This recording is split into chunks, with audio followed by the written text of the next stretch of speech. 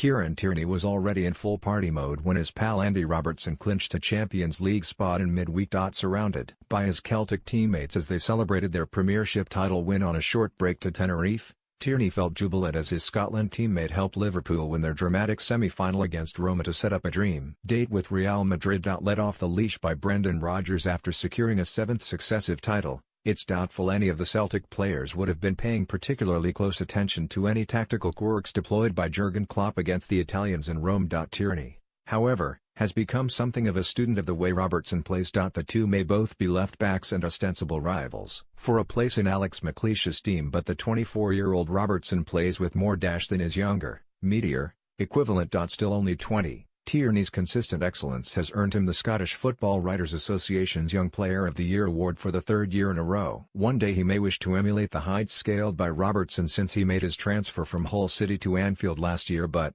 for now, he is simply delighted to watch and learn from a player who has risen from part-time football with Queen's Park to the very summit of the club game in the space of 5 years. We all went out to watch the game and it was brilliant to see Andy get to the final, said Tierney. From where he's come from, it's just such a great story. He deserves everything he's getting at the moment. He is playing for one of the biggest clubs on the biggest stage there is and doing so well. I've been sending him messages throughout Liverpool's run, but I've no doubt his phone was going off its nut after Wednesday night. So I'll catch up with him soon. I look at Andy and I see an opportunity to learn. We both play the same position, but he does things that I can be better at, and so it's great to train with him when we meet up with Scotland. I don't get jealous of him. For a start, I just feel happy for him. And also, I'm only 20.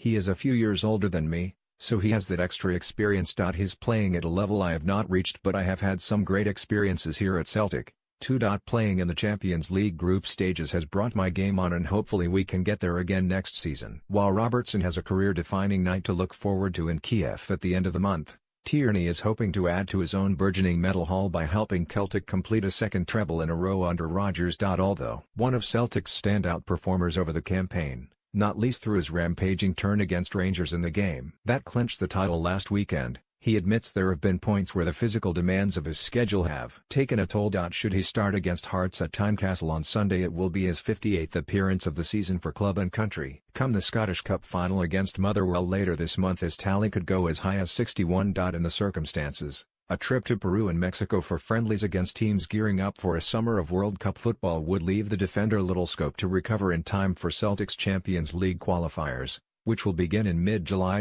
We all want to play in the Champions League again next season, but it's such a hard thing to do, and this year it's going to be tougher with an extra round of games, says Tierney. It takes a lot out of you. It's a really tough schedule, there's a lot of traveling and there is no room for mistakes. But we need to deal with it.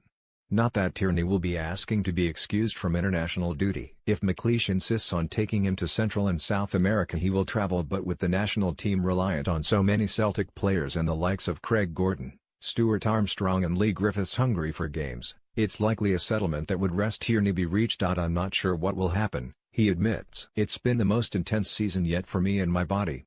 I've played 50-odd games and, at 20, that's not an easy thing to do. But if I'm picked for Scotland, I would always want to play. It's not my call and it's not for me to say what should happen. It will be the Scotland manager's decision, and I'm sure he will speak to our gaffer, too.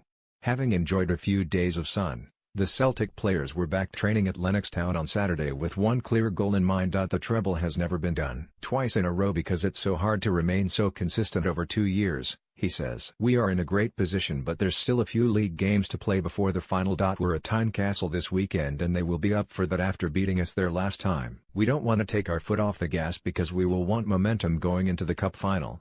One of the enduring images of Celtic's title winning last weekend was that of Tierney bellowing into a loud hailer as the supporters bounced around behind him. That was good fun, he laughs. It was a dream for every Celtic fan to win the league in style against our rivals. I did the same thing, with the loud hailer, last year. Everybody crouches down, I'll make that noise and then they all jump around like mad. It's great. A few of my pals are in there and it was good to join them at the end of the game.